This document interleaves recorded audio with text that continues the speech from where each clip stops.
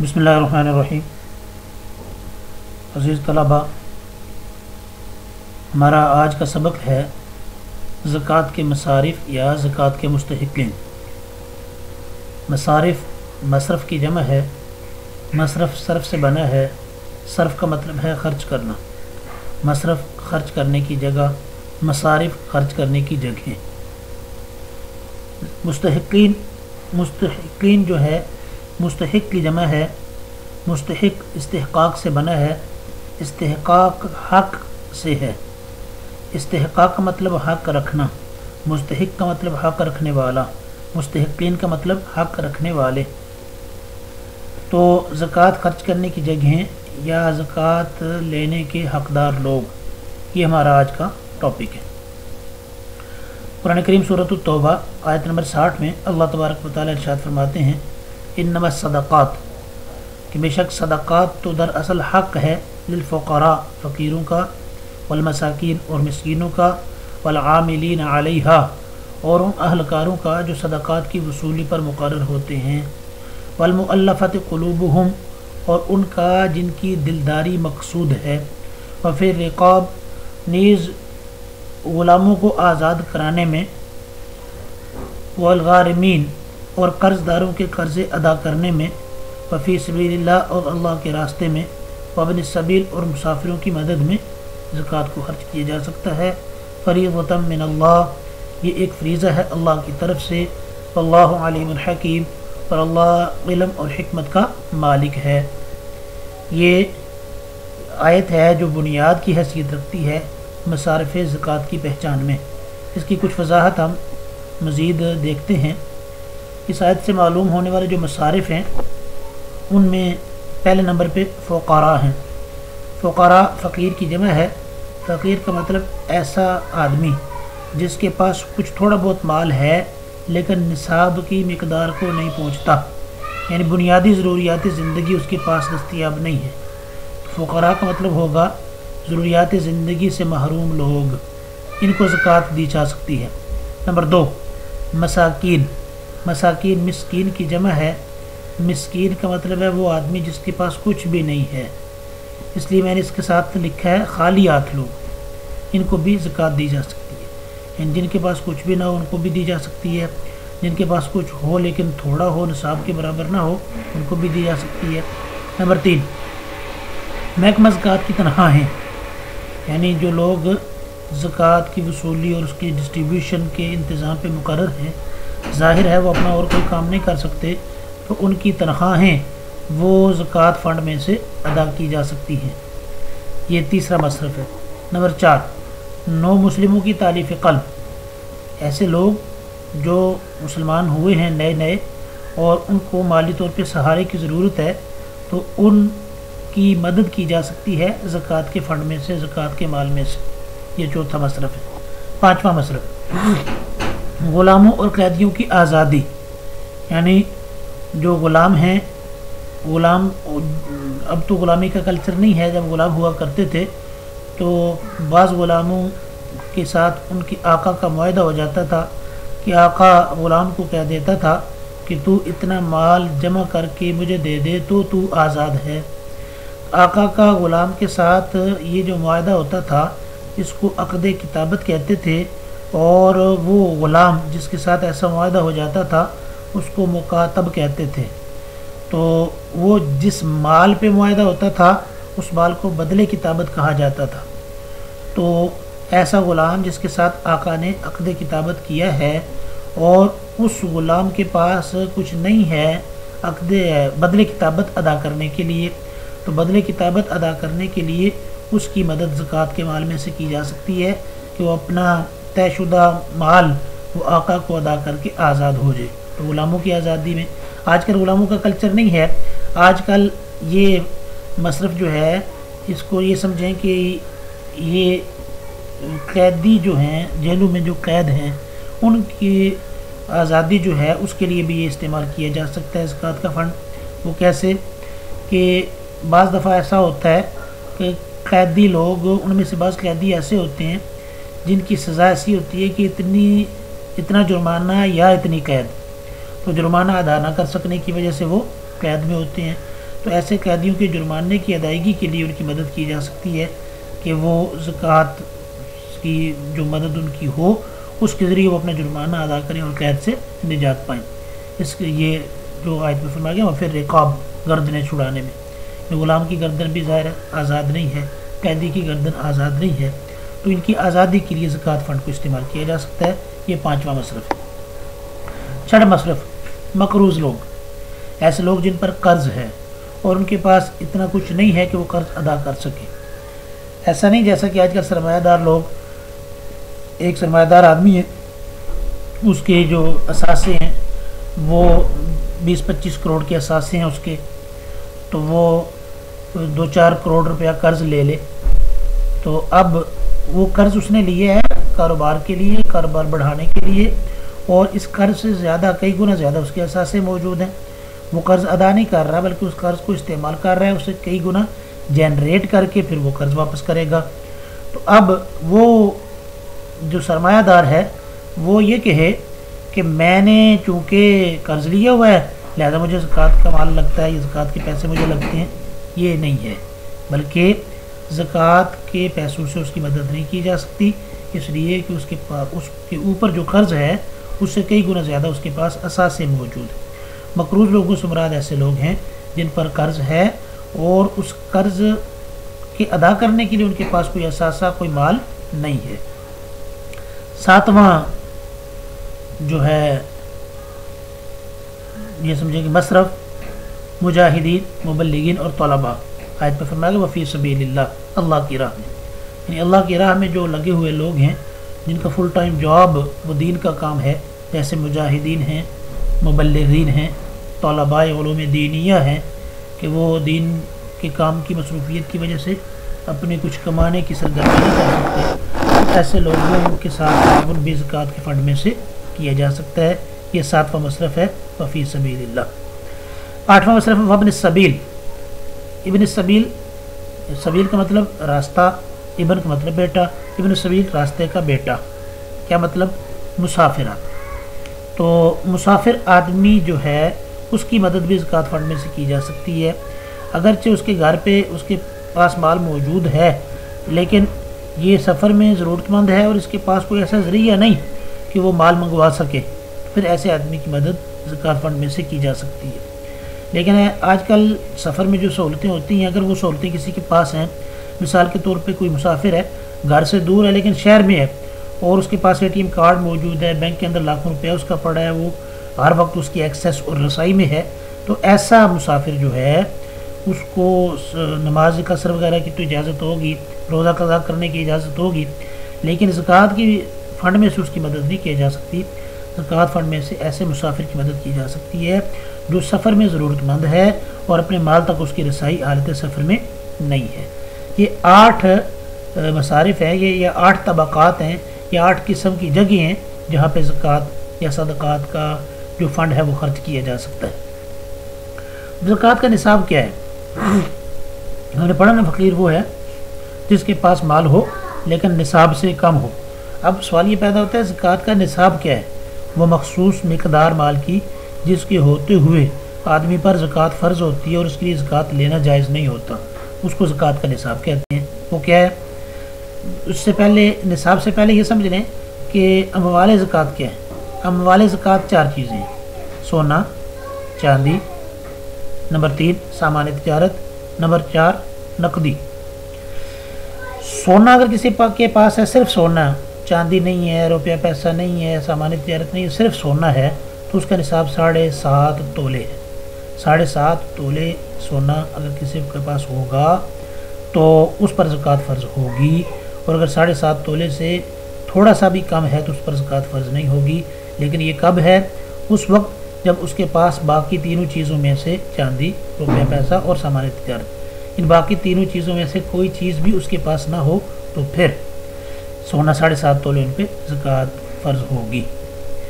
چاندی دوسرا مال تجارت، مال زکوٰۃ جو دوسرا ہے وہ چاندی ہے۔ چاندی کا نصاب 52.5 تولے ہے۔ کیا مطلب؟ اگر کسی آدمی کے پاس صرف چاندی ہے، سونا بھی نہیں ہے، روپیہ پیسہ بھی نہیں ہے، سامان تجارت بھی نہیں ہے، تو ایسا آدمی جو ہے اس پر زکوٰۃ اس وقت فرض ہوگی جب اس کے پاس موجود چاندی 52.5 تولے کی مقدار کو پہنچ جائے۔ اگر 52.5 تولے سے کم ہے تو پھر اس پر زکوٰۃ فرض نہیں ہوگی۔ نمبر 3، روپیہ پیسہ یعنی نقدی اگر کسی کے پاس اتنی ہے کہ اس سے 52.5 تولے چاندی خریدی جا سکے، یعنی نقدی کسی کے پاس اتنی ہے کہ اس سے 52.5 تولے چاندی خریدی جا سکے تو ایسا آدمی بھی صاحب نصاب ہے، اس پر زکوٰۃ فرض ہوگی۔ چوتھی چیز ہے سامان تجارت۔ سامان تجارت سے مراد ہر وہ چیز ہے جس میں 2 باتیں، کون سی؟ نمبر 1، خریدتے وقت نیت ہو بیچنے کی۔ نمبر 2، ابھی بھی بیچنے کی نیت برقرار ہو۔ خریدتے وقت بھی بیچنے کی نیت سے خریدا تھا کہ منافع لے کے بیچ دیں گے، اور ابھی بھی نیت ہے کہ بیچ دیں گے، تو یہ ایسا سامان جو ہے اس کو سامان تجارت کہتے ہیں۔ ایسا سامان جس کو بیچنے کی نیت سے خریدا نہیں تھا وہ بھی سامان تجارت نہیں ہے، یا بیچنے کی نیت سے خریدا اور بعد میں رکھ لیا کہ نہیں بیچنا نہیں، اب اس کو استعمال کرتے ہیں، وہ بھی سامان تجارت نہیں ہے، تو اس کا حساب بھی زکوٰۃ کے حساب میں نہیں لگایا جائے گا۔ سامان تجارت وہ ہے جس کو بیچنے کی نیت سے خریدا اور ابھی بیچنے کی نیت برقرار ہے، وہ بھی مال تجارت۔ اب اگر سامان تجارت کسی کے پاس اتنا ہے کہ وہ سامان تجارت اور روپیہ پیسہ یہ ملا کر چاندی 52.5 تولے خریدی جا سکتی ہے، تو ایسا آدمی صاحب نصاب ہے اور اس پر زکوٰۃ فرض۔ یہ سمجھیں کہ یہ سونا 7.5 تولے ہونا ضروری اس وقت ہے جب باقی تینوں چیزوں میں سے کچھ بھی آدمی کے پاس نہ ہو۔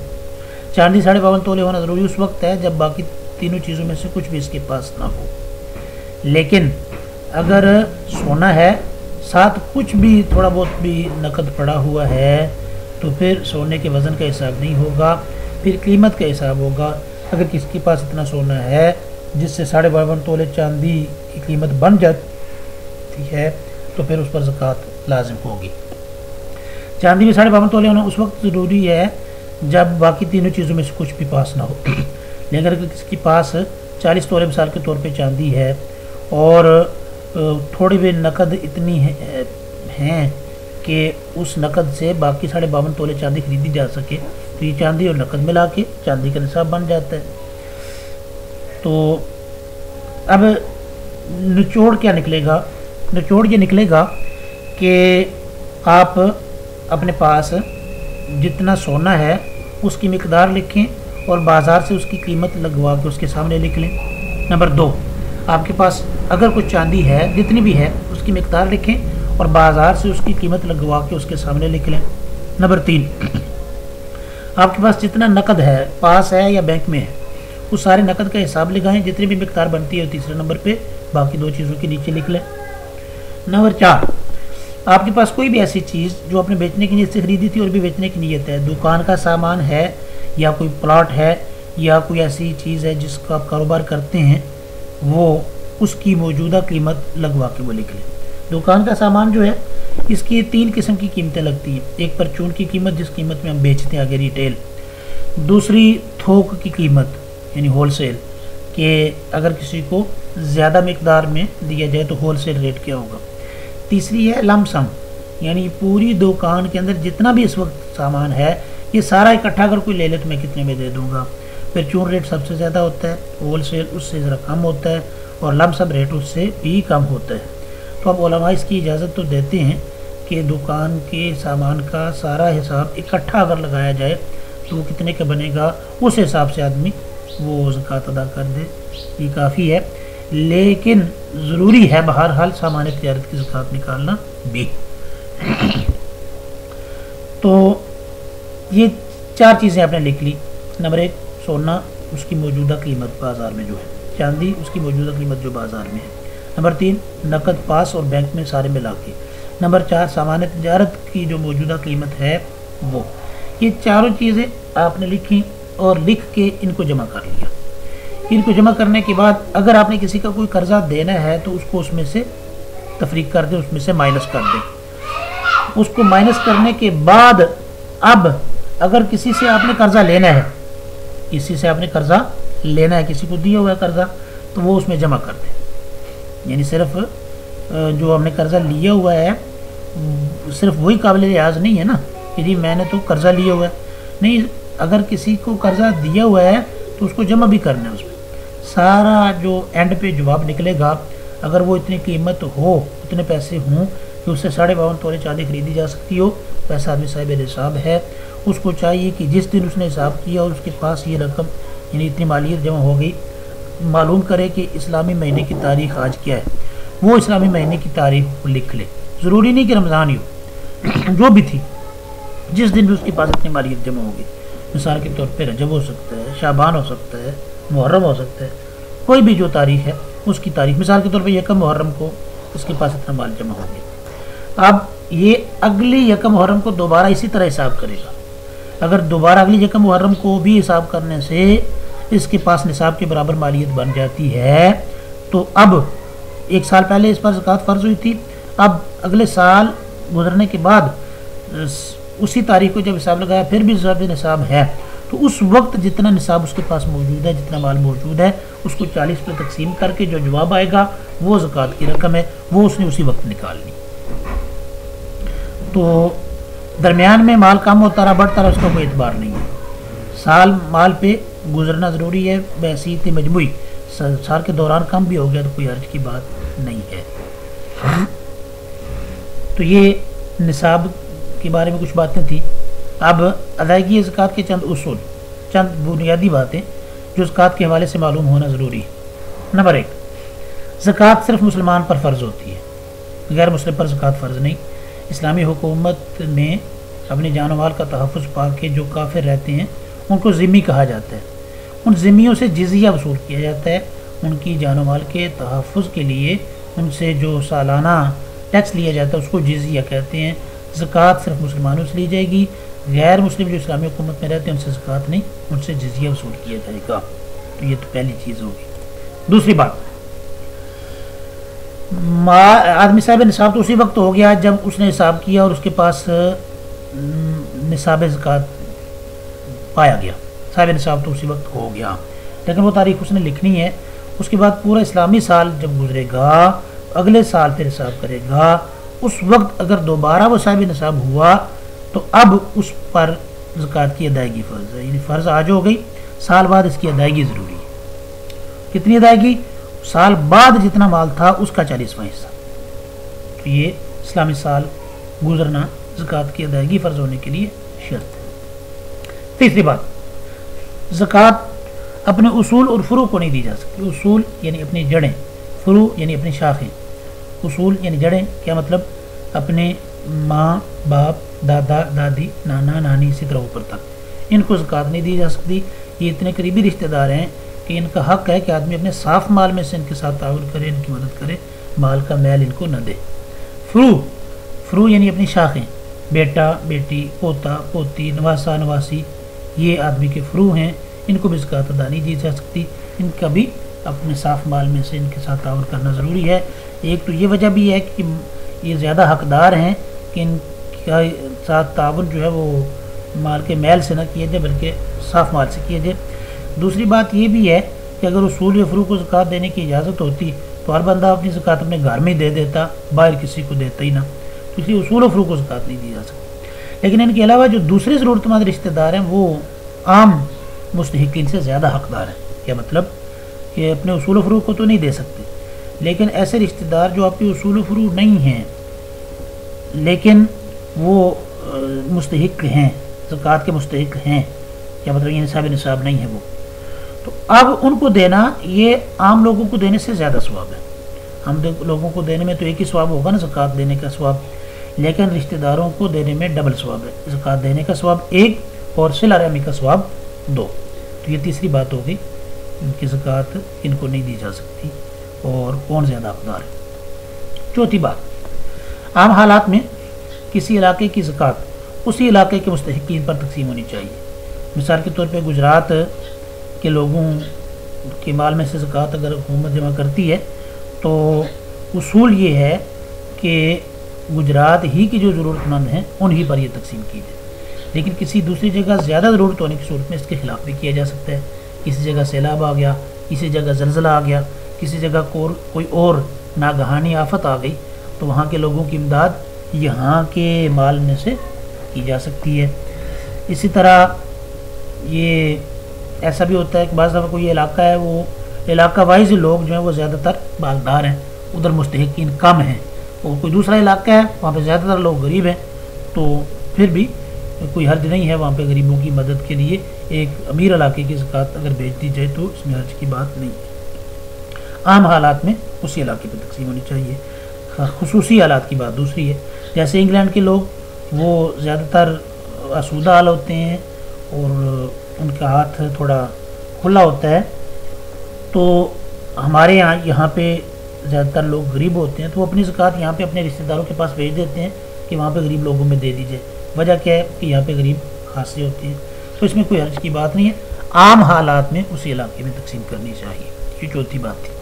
پانچویں بات، زکوٰۃ کے وصول کنندہ کے مستحق ہونے کا ممکن اطمینان ضروری ہے، یعنی جس کو آپ زکوٰۃ دے رہے ہیں وہ آپ کی زکوٰۃ وصول کر رہا ہے، اس کو زکوٰۃ دینے سے پہلے ممکن حد تک یعنی جہاں تک ہو سکے تسلی کر لیں کہ وہ واقعی حقدار ہے یا نہیں۔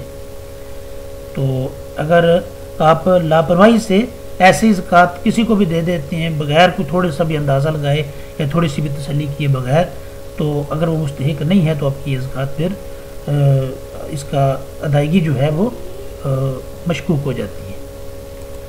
چھٹی بات، زکوٰۃ کی رقم سے اشیاء ضرورت بھی خرید کر دی جا سکتی ہے، یعنی ضروری نہیں کہ آپ پیسے ہی دیں، اگر کسی آدمی کو پتہ ہے آپ کو فلاں چیز کی اس کو زیادہ ضرورت ہے اس وقت، تو آپ وہ چیز خرید کر بھی اس کو دے سکتے ہیں۔ ساتویں بات، مستحق زکوٰۃ کو رقم کے زکوٰۃ ہونے کا بتانا ضروری نہیں، یعنی زکوٰۃ کا مستحق جو ہے اس کو آپ رقم دیتے ہیں یا کوئی چیز خرید کر دیتے ہیں تو اس کو یہ بتانا ضروری نہیں کہ یہ زکوٰۃ کے پیسے ہیں، یہ بتانا ضروری نہیں ہے کہ یہ زکوٰۃ کے پیسوں سے خریدی گئی چیز ہے، بس اس تک پہنچانا ضروری ہے۔ ہدیے کے طور پہ بھی دے سکتے ہیں، بعض دفعہ لوگ وہ غریب ہونے کے باوجود غیرت مند ہوتے ہیں، وہ گوارا نہیں کرتے کہ میں کسی سے زکوٰۃ لوں۔ بعض دفعہ ایسا بھی ہوتا ہے کہ زکوٰۃ دینے والا وہ لینے والے کا کوئی رشتہ دار ہے، یعنی اصول و فروغ کے علاوہ کوئی رشتہ دار ہے، تو بعض دفعہ ایسا بھی ہوتا ہے کہ آدمی اپنے رشتہ دار سے لے تو وہ گھبراتا ہے یا ڈرتا ہے کہ کل یہ رشتہ دار کہیں یہ جتلا نہ لے بات۔ یہ مختلف قسم کے مسائل موجود ہیں نا معاشرے کے اندر، تو اس لیے مستحق زکوٰۃ کو بتانا ضروری نہیں ہے کہ بھئی یہ زکوٰۃ کی رقم ہے یا یہ چیز زکوٰۃ کی رقم سے لی گئی ہے۔ تو آج کل بھی ایسے لوگ پائے جاتے ہیں جو غیرت مند ہیں اور نہیں چاہتے کہ ہم زکوٰۃ لیں۔ وہ اقبال نے کہا نا، خطاب بنوجوانان اسلام کے اندر، وہ خیر القرون کا جو اسلامی معاشرہ تھا اس معاشرے کی تصویر کھینچتے ہوئے اقبال کہتے ہیں، الفاظ تقریباً یہ ہیں کہ غریبی میں بھی وہ اللہ والے غیور تھے اتنے کہ گدا کے ڈر سے منعم کو بخشش کا نہ تھا یارہ، یعنی وہ ابتدائی دور کے مسلمان وہ غربت کے باوجود اتنے غیرت مند ہوتے تھے کہ جس کو دینا ہے اس کے ڈر سے دینے والا وہ ہمت نہیں کرتا تھا اس کو کچھ دینے کی، کہ یار یہ ایسا نہ کہ میں تجھے زکوٰۃ کا حقدار نظر آتا ہوں کہ میں زکوٰۃ کیوں لوں تجھ سے، میں خوددار ہوں وغیرہ وغیرہ۔ تو مستحق کی زکوٰۃ کو بتانا ضروری نہیں۔ اللہ تبارک و تعالیٰ ہمارے علم و عمل میں برکت عطا فرمائے۔ یہ ساری چیزیں جو ہیں ان کا فائدہ تب ہو سکتا ہے کہ جب کہ اسلامی اصولوں کے مطابق اللہ کی رضا کے لیے دینے والے دیں اور لینے والے اللہ کی رضا کے جذبے سے مکمل شفافیت کے ساتھ اس کو تقسیم کریں، اپنی ذاتی واقفیتیں یا تعلقات بنانے کے لیے زکوٰۃ فنڈ کو استعمال نہ کریں، نہ ہی زکوٰۃ کمیٹیوں کی یا زکوٰۃ کے محکموں کی وہ کروڑوں کی بلڈنگیں اور کروڑوں کی گاڑیوں کی عیاشیوں کے لیے استعمال نہ ہو۔ ضروری حد تک جو تنخواہیں وغیرہ ہیں عملے کی یا ضروری اخراجات وہ کیے جائیں، باقی جو مستحقین ہیں باقی 7 مصارف ان پہ میں جو میکسیمم زکوٰۃ فنڈ ہے وہ ان پہ خرچ کیا جائے۔ اللہ تبارک و تعالیٰ ہمیں علم میں بھی برکت عطا فرمائے اور ہمیں عمل میں بھی برکت عطا فرمائے۔ جو کچھ پڑھا ہے اللہ اس پہ مجھے آپ کو سب کو عمل کی توفیق عطا فرمائے۔ السلام علیکم ورحمۃ اللہ وبرکاتہ۔